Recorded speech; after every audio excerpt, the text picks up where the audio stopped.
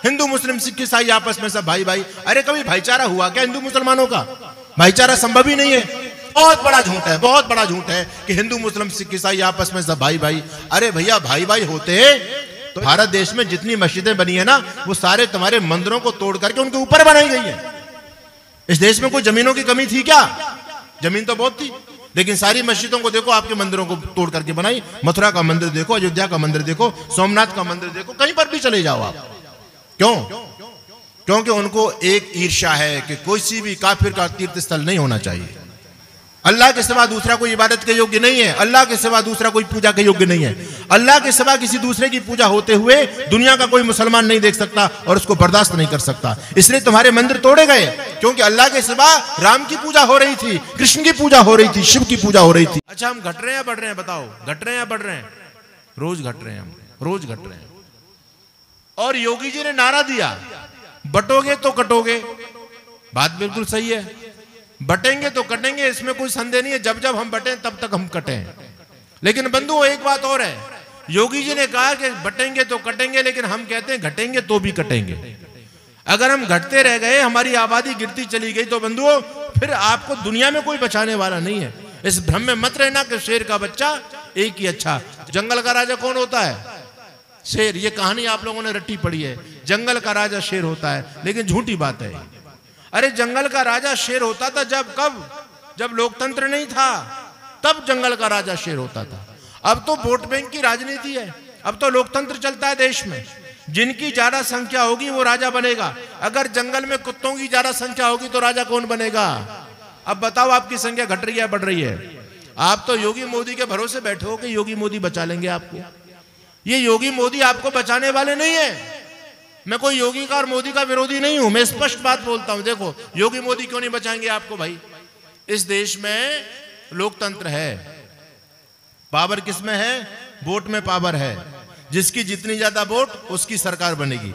इस देश में डिग्रियों से कोई मतलब नहीं है, जाति से कोई मतलब नहीं है, आप कितने बड़े संपन्न व्यक्ति हैं इससे कोई मतलब नहीं है। सबका वोट यहां बराबर है। इस देश में केवल सिर गिने जाते हैं बस। किसकी जितनी ज्यादा संख्या है उतना उसका वोट, जिसका जितना वोट उसकी सरकार। आपका वोट बैंक रोज गिरता चला जा रहा है, और दूसरे जो राष्ट्रद्रोही लोग हैं उनका वोट बैंक बढ़ता चला जा रहा है। तो आने वाले समय में हमारा वोट बैंक और गिरेगा, दूसरे लोग बढ़ते चले जाएंगे, क्योंकि हिंदू एक बच्चे पर आ चुका है। हिंदू एक बच्चे पर आ गया। पहले हमारे पूर्वज 10-10 बच्चे पैदा करते थे, अब हम 10 से घट करके एक पर आ गए। और वो कहते हैं हम 5 हमारे 70, सबके हाथ में ईंट और पत्थर। अकेले मुल्ला जी 4, उनकी बीबियां मिलकर के 70 बालक पैदा कर रहे हैं। अब ये 70 बालक जब इकट्ठे होंगे, इनकी वोट बनेगी, आपका एक बालक, उनके 70 बालक, बोलो देश का प्रधानमंत्री कौन बनेगा? एक मुल्ला जी कह रहे थे तुम कितना भी चिल्ला लो, ये देश बचने वाला नहीं है। हमने कहा क्यों नहीं बचने वाला? कहते हैं हिंदू की बुद्धि पर पत्थर पड़ गए। क्यों? कि हिंदू एक बच्चा पैदा करके उसको सरकारी नौकर बनाना चाहता है, हम 17 बच्चा पैदा करके सरकार ही अपनी बनाना चाहते हैं। और जिस दिन हमारी सरकार बनेगी उस दिन नौकरी में कौन लगेंगे? आप लोग लगोगे? अरे आपको तो आज भी तुम्हारी सरकार है तब भी नाम पूछ पूछ करके ठोका जाता है, गोली मारी जाती है आप में। जब उनकी सरकार बनेगी तो आपको छोड़ देंगे क्या?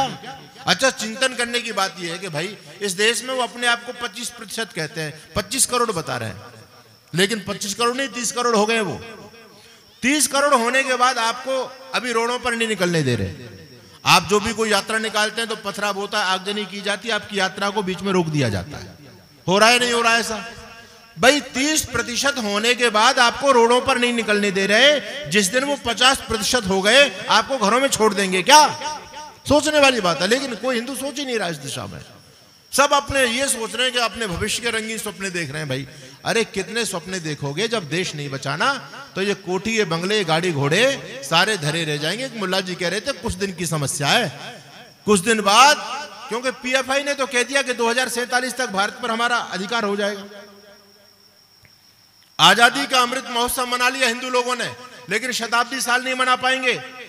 लाल किले की प्राचीर पर और संसद भवन पर चांद सितारों का झंडा फहरा देंगे। ये तो उनके संगठन, उनके पीएफआई की फाइल बता रही है, जिस पर आजकल बहुत ज्यादा काम चल रहा है। सरकार का रेट डाल दिया, पीएफआई को बैन कर दिया गया भारत देश के अंदर। कितना बैन करोगे? तमाम संगठन इस देश में काम कर रहे हैं। दुर्भाग्य इस बात का कि हिंदू को शत्रु बोध नहीं है आज। आप बचोगे कब? जब आपको ये तो पता चले कि भाई ये हमारा शत्रु है, तभी तो उससे सावधान रहोगे आप। आपको पता ही नहीं है। अब तक तो सरकारों ने आपको बेवकूफ बनाया है, लोग बेवकूफ बना रहे हैं आपको। हिंदू मुस्लिम सिख ईसाई आपस में सब भाई भाई। अरे कभी भाईचारा हुआ क्या हिंदू मुसलमानों का? भाईचारा संभव ही नहीं है। एक व्यक्ति गाय को मां मानता है और एक व्यक्ति गाय को काट करके सब्जी की तरह रोटी से खा जाता है। दोनों की विचारधारा अलग, तो भाईचारा कैसे संभव है भाई? एक व्यक्ति इस मातृभूमि को अपनी जन्मभूमि कहता है, इसकी वंदना करता है, और एक व्यक्ति भारत तेरे टुकड़े होंगे इंशाअल्लाह इंशाअल्लाह चिल्ला रहा है। जब विचार घर में नहीं मिलते तो घर में भाई भाइयों में झगड़े हो जाते हैं। अरे यहां तो धर्मों की लड़ाई है। जब विचारधारा बिल्कुल उल्टी है तो प्रेम सद्भाव कैसे संभव है इस देश में? इसलिए याद रखना, ये बहुत बड़ा झूठ है, बहुत बड़ा झूठ है कि हिंदू मुस्लिम सिख ईसाई आपस में सब भाई भाई। अरे भैया भाई भाई होते तो इस भारत देश में जितनी मस्जिदें बनी है ना, वो सारे तुम्हारे मंदिरों को तोड़ करके उनके ऊपर बनाई गई है। इस देश में कोई जमीनों की कमी थी क्या? जमीन तो बहुत थी, लेकिन सारी मस्जिदों को देखो आपके मंदिरों को तोड़ करके बनाई। मथुरा का मंदिर देखो, अयोध्या का मंदिर देखो, सोमनाथ का मंदिर देखो, कहीं पर भी चले जाओ आप। क्यों? क्योंकि उनको एक ईर्ष्या है कि कोई सी भी काफिर का तीर्थ स्थल नहीं होना चाहिए। अल्लाह के सिवा दूसरा कोई इबादत के योग्य नहीं है। अल्लाह के सिवा दूसरा कोई पूजा के योग्य नहीं है।